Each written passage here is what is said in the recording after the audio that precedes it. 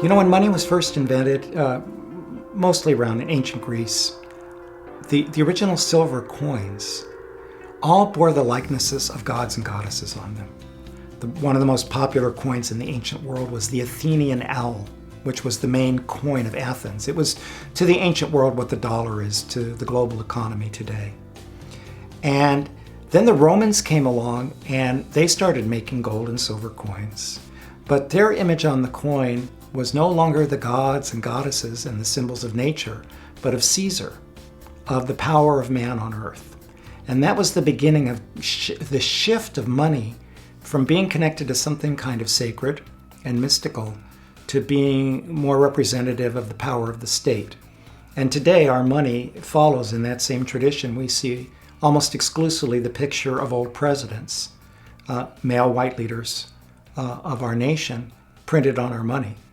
So it really speaks for the economic and political power of the state more than the social, relational, artistic, soulful power of the community. There's nothing wrong with money per se. It's, you know, many people misquote the Bible to say that money is the root of all evil. That's not what it says in the Old Testament. It says the love of money is the root of all evil. It's about being attached to it and making it the focus of our attention to the exclusion of the more important things in life. Our physical health, our emotional relationships, our interconnectedness with one another.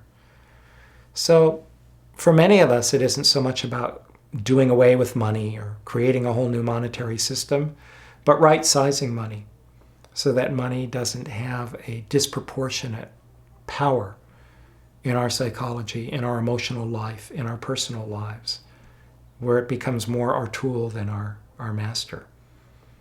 And I think we do that by taking more direct control, by talking about money, by exposing the fantasy of money, and by collaborating with one another to see what it is that we can do to assist one another beyond the quid pro quo that's represented by a specific number of dollars for a specific act or product.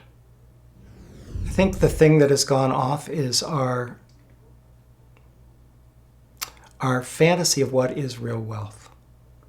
And to the degree that we can return that idea to something that's substantive and real, I guess it's as a child I was told to count my blessings. And that counting of blessings is about taking account for what is real and whole and sustaining in our lives. And when we do that, and we live our lives that way, then, you know, we all want more, of course. That's a natural impulse in life. And there's nothing wrong with that, except when that impulse becomes inflamed to the degree that we're sacrificing the present for some imaginary future of wealth. And to some degree, that fantasy has gripped the whole planet.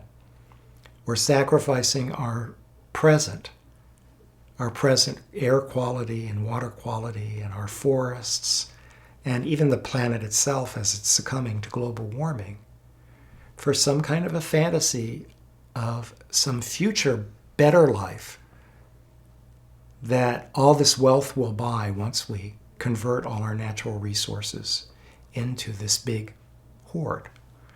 I think the recent collapse of the global economy has hopefully poked a hole in that balloon and returned us to more sober thinking about what's really important in life.